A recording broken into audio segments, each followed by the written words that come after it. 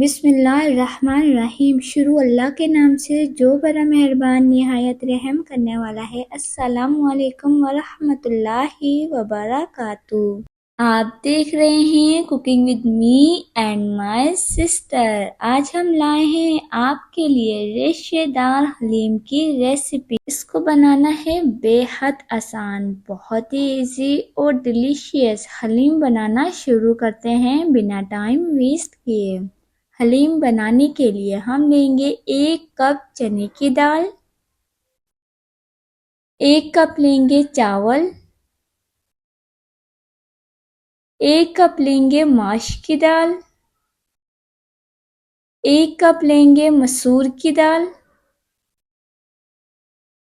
1 cup लेंगे मूंग की दाल, 1 cup लेंगे गेहूं। हमने इन तमाम इंग्रेडिएंट्स को एक ही मेजरमेंट से लिया है, इससे परफेक्ट हलीम बनेगी। अब हम इन तमाम दालों को एक बाउल में डाल लेंगे। अगर आप इन इंग्रेडिएंट्स को मेजरमेंट के साथ नहीं लेते हैं तो हलीम में कोई चीज़ ज़्यादा और कम हो जाती है, इससे हलीम परफेक्ट नहीं बनती। अगर आप हलीम को परफेक्ट और जायकेदार बनाना चाहते हैं तो इस टिप को ज़रूर फॉलो कीजिएगा। तमाम दालें बाउल में डाल के इसे अच्छे से साफ कर लेंगे। तमाम दालें परफेक्ट साफ हो चुकी हैं। अब हम इसे वॉश करके देचके में डाल देंगे और इसमें डाल देंगे 3 लीटर पानी।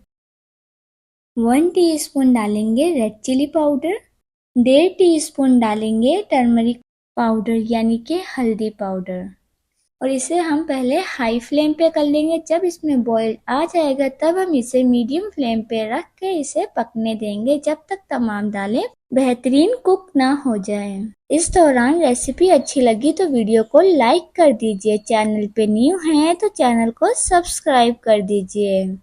दालें जब तक कुक हो रही है इतनी देर में हम हलीम का कोरमा तैयार कर लेते हैं।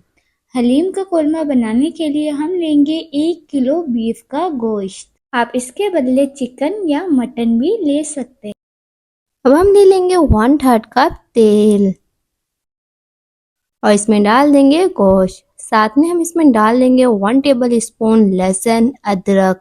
लहसुन अदरक को हम गोश्त के साथ तकरीबन 1 से 2 मिनट तक फ्राई कर लेंगे। इस स्टेप से गोश्त में बहुत ही अच्छा सा फ्लेवर आ जाएगा। और इसमें डाल देंगे 1 टेबल स्पून लाल मिर्ची और 1 टेबल स्पून ही डाल देंगे सूखा धनिया और 1 अदद हम डाल देंगे तेज पत्ता, 1 अदद लौंग और 1 अदद बड़ी इलायची और इसमें डाल देंगे 1/2 टेबल स्पून काली मिर्ची।